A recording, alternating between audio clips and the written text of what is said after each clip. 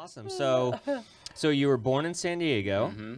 and tell us the once upon a time story. How did you kind of get into this line of work, and Yeah. what were you doing before you were a realtor? Or did you just born out your mom's womb and start selling Yeah. houses? Good question. Okay, so going back to, I grew up in San Diego, and my parents decided to move to Temecula, just like a lot of families back in, the early 2000s, right? So we made the move. I was in elementary school at the time. Made the move. I loved it. Good times. My parents then bought another property, and this is really the reason I got into the business. I saw like what happened when my parents bought that second property. It was in 2005, right? And then 2008, 2009 rolls around. I saw my parents' property worth 600,000 one day, and then from what I remember, it's worth like 300,000. Wow. And I'm a believer. I know my parents are believers, but I've never really seen my dad like praying midday. And I remember I was in high school at the time. I saw my dad praying, midday on his bed, and I was like, man, something must really be going on. So for me, that was the moment, and I think a lot of us have had that where our backs are against the wall, and how can we help our family? What can we do? I was like, what can I do? How can I get educated in business and real estate? So funny story. My mom gave me money for, I was in high school, like I said. My mom gave me money, like $40 to put gas in the tank and go buy tortillas because we're going to have breakfast, like breakfast burritos or something. And I Googled, like, how do I make money? And one of the things that popped up was Rich Dad Poor Dad by Robert Kiyosaki. Such a good book. So I went and I bought the book at Barnes & Noble for $20, and then I put like $10 in the gas and then $10 for the tortillas.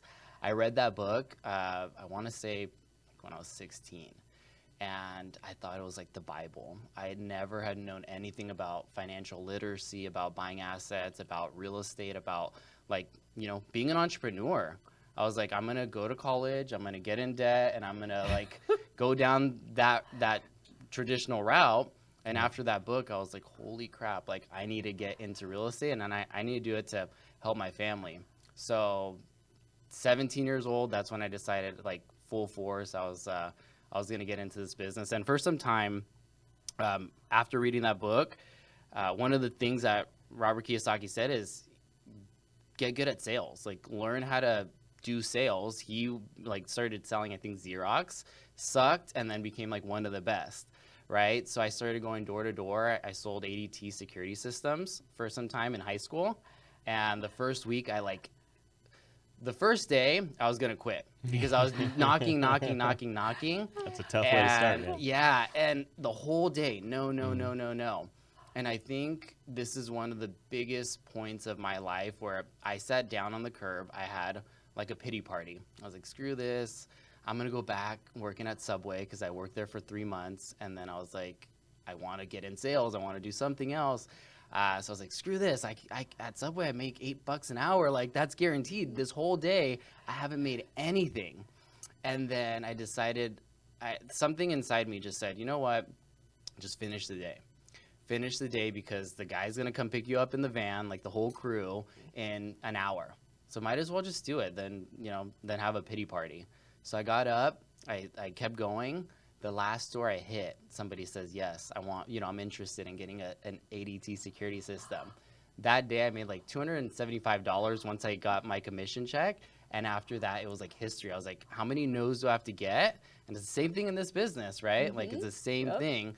But for me, I decided, I think it was such a key moment to just keep going and get that yes. And then my first 2 weeks, I sold 7 units, and I made like $1,500 as a junior in high school. That's a lot of money for a junior high school. Yeah. People were like, what the heck? Like, I'm working at McDonald's, and you're making, like, if you're on pace to make 3,000, that's more than, I don't know, one of my parents or something.